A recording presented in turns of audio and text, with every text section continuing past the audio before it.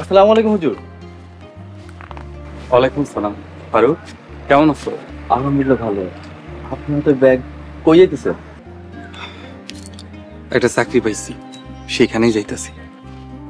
আপনি যদি চলে যান ইমামতি কে করবো? তুমি করবা। আজ থেকে এই মসজিদের ইমাম তুমি। আমি সভাপতি সাহেবের লয়ে কথা কয়ে ফাইনাল করছি। সভাপতি সাহেব তোমার এই ইমামের দায়িত্ব দেওয়ার জন্য পাকাপাকিভাবে সম্মত হয়েছে। চইলাই যখন যাইবেন তাহলে বিচার সালিশে কি দরকার ছিল? আর আপনার উপর দিয়ে অনেক বড় ঝড় তখন বয়ে গেছে। মাথা উঁচু করে বিদায় নিতে চাইছিলাম ফারুক। মিথ্যা অভিযোগ মিথ্যা প্রমাণিত হয়েছে। মাথা উঁচু করেই বিদায় নিতেছি। তার জন্য আমি তোমার কাছে কৃতজ্ঞ। হুজুর, একজন আলেমের চরিত্র আপনার মতো হওয়া উচিত। নির্ভীক অন্যায়ের বিরুদ্ধে প্রতিবাদী। চাইতে চাইতে আপনার কাছে শিখে গেলাম। আমার জন্য দোয়া করেন হুজুর। ফি আমানিল্লাহ। হুজুর, ব্যাগটা আমার দেন, আমি গাড়িতে উঠাই দিই আপনারে। না না, লাগবো না। আমি একটু সেক্রেটারি সাহেবের লগে দেখা করবো। তার লগে দেখা করে তারপর গাড়িতে উঠবো। তুমি বাড়ি যাও ফারুক। আসসালামু আলাইকুম। ওয়ালাইকুম আসসালাম।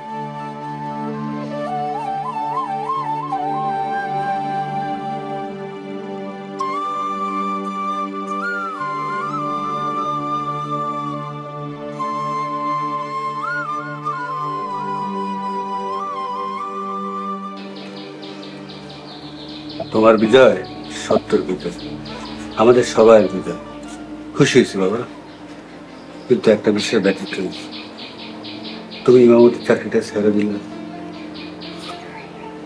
চাচা, এই চাকরিটা চলে যাওয়ানোর পর আরেকটা চাকরি নিছি। তাকে তো না করা সম্ভব না।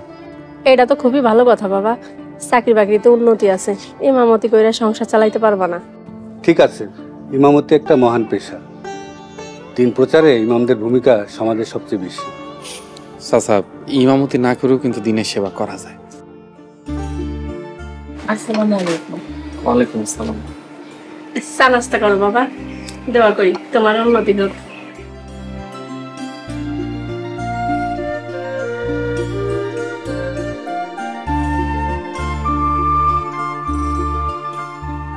মাঝে মাঝে আইসো বাবা, তোমার বাড়িতে কি ঘটছে সবই শুনছি। তুমি আমার বাড়িতে মেহমান হয়ে আসবা। হ বাবা, গ্রাম ভুলে যাইও না, মাঝে মাঝে আইসো। দু একদিন আমাকে বাড়িতে বেড়াই যাইও। শুক্রিয়া চাচি। আমি একটা বিশেষ কথা কইতে আপনাকে বাড়ি যাইছি। বলো। চাচা, তানিয়ার আপত্তি না থাকলে আমি তানিয়ারে বিয়ে করতেছি।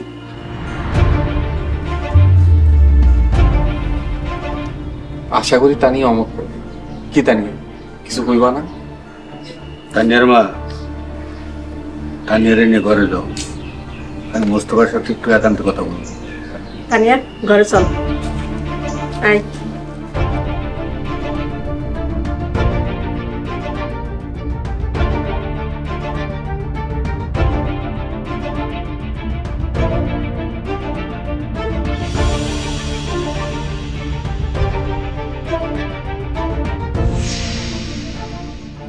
তানিয়া, মোস্তফা যে বিয়ার প্রস্তাব দিছে, এটা কি তুই জানতি?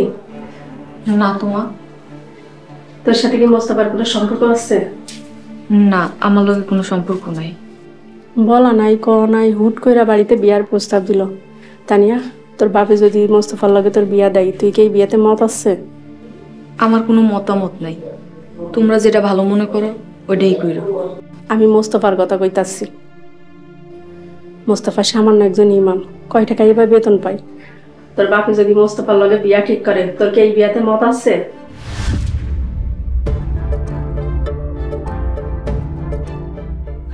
আচ্ছা ঠিক আছে, তুই ঘরে থাক, ঘর থেকে বাইরে হইস না।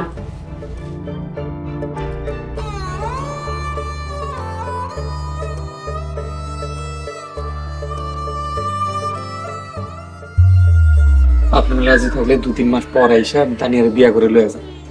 বাড়ি নিতে হইব, গোছ গাছ করতে হইব, মেলা কাম চাচা। মোস্তফা থামো, সবকিছু নিজের মতো চিন্তা করো না। তুমি আলেম মানুষ, তুমি চলে গেলে আমি খুশি হব। এই বিয়ে কোনোভাবেই সম্ভব না। কেন চাচা, আমি গরিব এর লাইগা? মোস্তফা, তোমারে আমি একজন সমঝদার মানুষ মনে করতাম। তোমার মতো একজন চালচুলাহীন মানুষের সাথে আমার মেয়েকে বিয়ে দেওয়ার জন্য এত আদর করে লালন পালন করি নাই।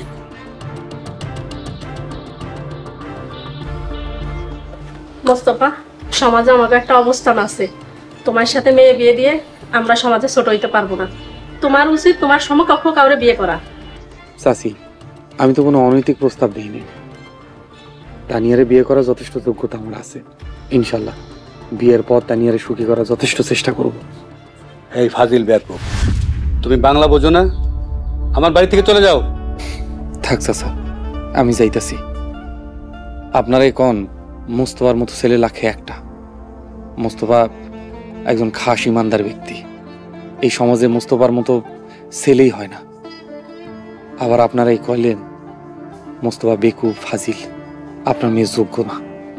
আপনাকে মনে এক, মুখে আর এক। দোয়া করি আপনারা আপনাকে মন মতো পাত্রের লগেই তানিয়ার বিয়ে দেন। আপনাদের বিব্রত করার জন্য দুঃখিত।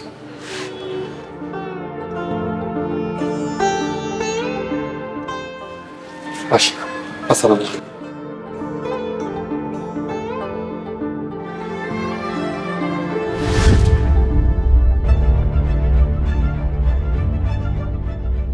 ইচ্ছা করছিল ফাজিলডারে মোস্তফা এত বড় সাহস পায় কোত্থেকে? নিশ্চয়ই তোমার মাই আশকারা দিচ্ছে। তানিয়া এই বিষয়ে কোনো কিছু জানে না। যাও তোমার মায়ের বুঝাও।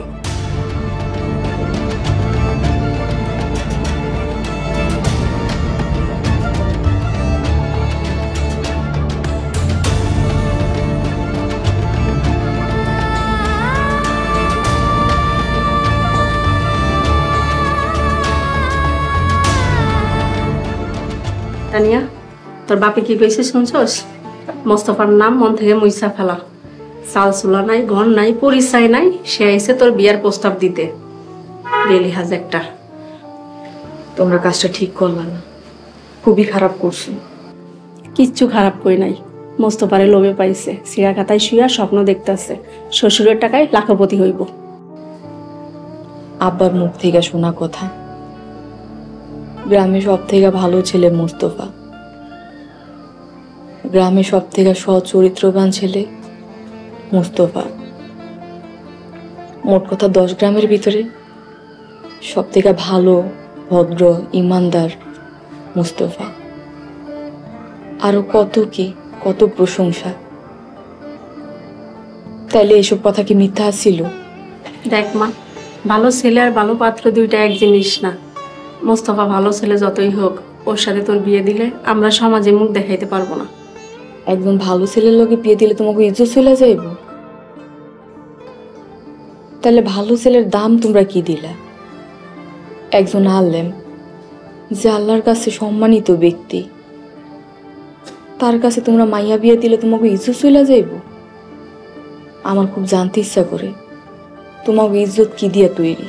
তোর সাথে তর্ক করতে আসি নাই, বুঝতে আইছি, কিন্তু এটা বুঝতে পারছি যে তোর মাথায় বিয়ের ভূত ঢুকছে। ঠিক আছে, তোর বাপেরে কইতাছি যোগ্য পাত্র দেখে তোর বিয়ের ব্যবস্থা করতে। আর খবরদার, আমাকে মান সম্মান যেন নষ্ট করিস না।